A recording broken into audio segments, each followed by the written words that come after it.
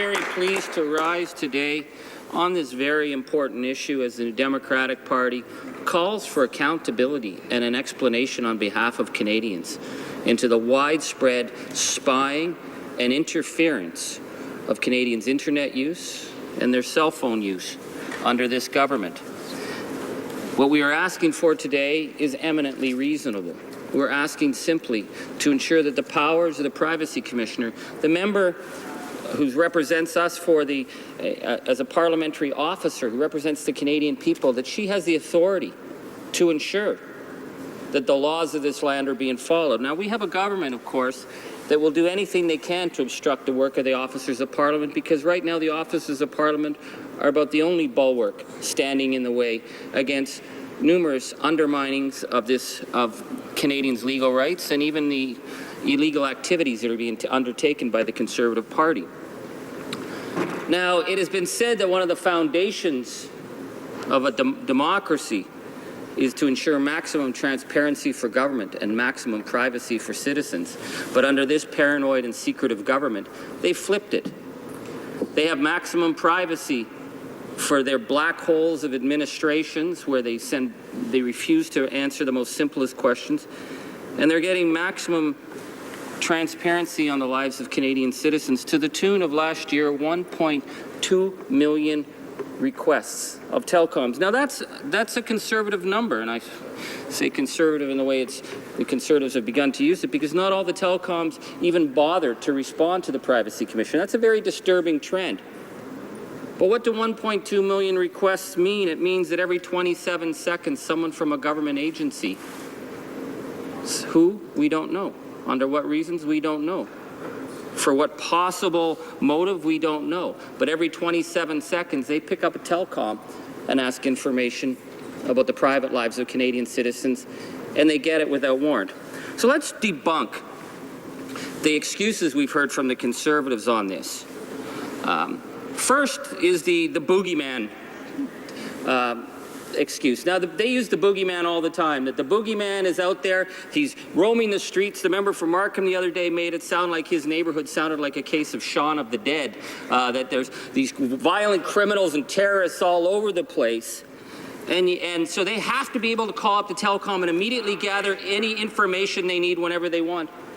But those laws already exist, Mr. Speaker. It's fairly straightforward to get information if a violent crime is occurring.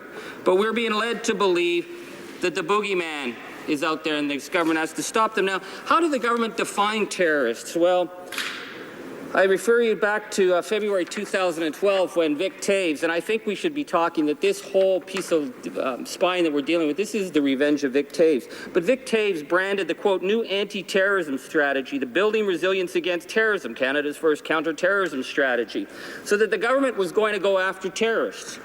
And that included domestic extremism that is, quote, based on grievances, real or perceived, revolving around the promotion of various causes such as animal rights, environmentalism, and anti-capitalism. So if you are against the Northern Gateway Pipeline, under this government's framework, you're a potential terrorist. So if they decide that they want to follow your movements, you're one of the boogeymen. If you're concerned about animal rights. Now, this isn't animal rights like our Prime Minister's wife, who tells us that, 1,000 murdered and missing women may be a great cause, but they're here for abandoned cats. No, they're probably not spying on the Prime Minister's wife, but someone else who might have concerns about animal rights, it's in there. That's a potential terrorist worthy of picking up the phone. Now, one of the other excuses is they're not asking for anything that's not already very normal. It's just like picking up a phone book and looking up a number. So you just call a telecom and demand private information on Canadians. It's just like using a phone book. Ontario's Privacy Commissioner, Ann Cavoukian, says that that's a load of bunk. She said that getting even basic subscriber information such as ISP numbers is, quote, customer name and address ties us to our entire digital life, unlike a stationary street address. Therefore, subscriber information is far from the modern-day equivalent of publicly available phone book. Rather, it's a key to much wider, sensitive subset of information. Of course, then they say, what, don't you trust our police? Well, we certainly would trust the police. However, we also see that Anne Kavukian has said that at no time have Canadian authorities provided the public with any evidence or reasoning that Canadian law enforcement agencies have been frustrated in the performance of their duties as a result of shortcomings in the current law.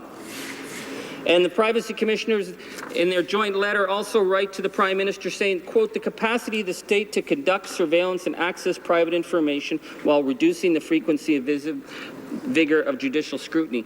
This is the heart of the issue.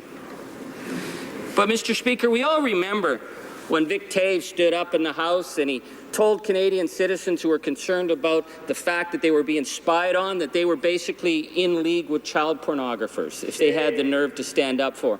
Now, of course, that was such a boneheaded move that it caused such a blowback on the government that they had to retract the legislation. Now, why were they so intent on pushing that through? We now know, Mr. Speaker, they were trying to legalize what has become the common practice. So in their shadow world of spying on Canadians is not legal. Gathering this information without warrants is not legal.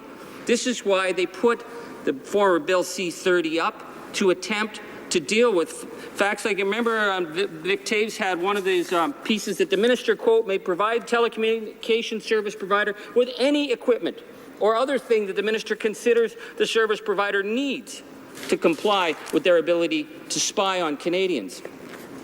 Now, that seemed like such a bizarre request at the time, but we've seen with the NSA and the widespread spying on American citizens and citizens around the world exactly what Vic Taves was getting at, which is the ability to create mirror sites. The fact that we just learned in Der Spiegel that the NSA tapped the underwater cable networks between Europe and USA to listen in on what ordinary citizens were doing on the internet.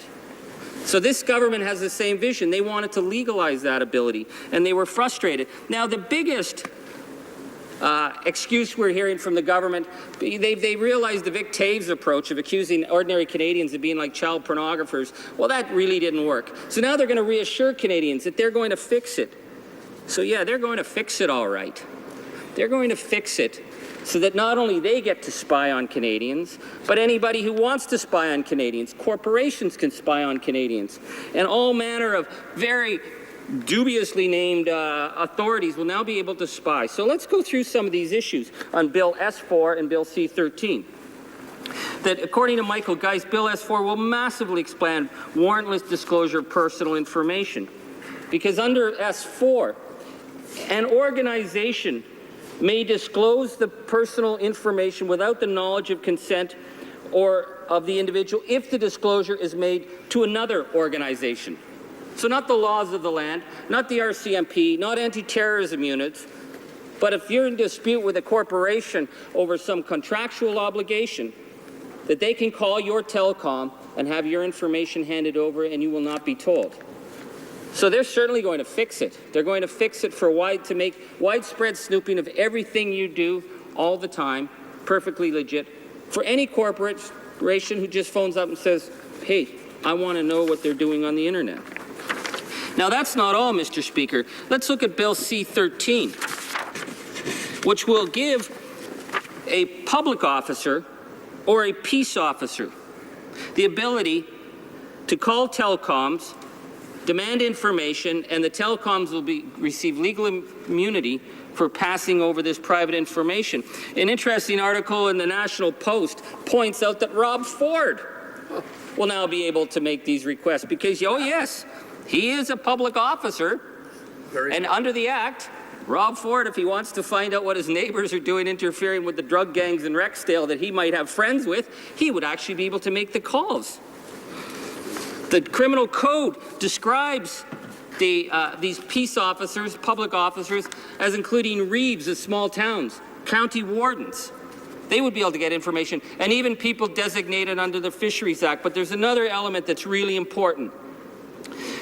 Under the present laws, even with all this snooping that's going on, there has to be part of an investigation, and guess what? This government is going to remove the caveat that said this snooping, this spying on the rights of Canadians, it doesn't have to have anything to do with an investigation. If they want a fishing trip, if they want to keep tabs on you, they will be able to do it. Mr. Speaker, This needs to be dealt with. This is a government that is spying on law-abiding citizens and treating them as criminals, and they need to be held accountable for this abuse of Canadians' rights.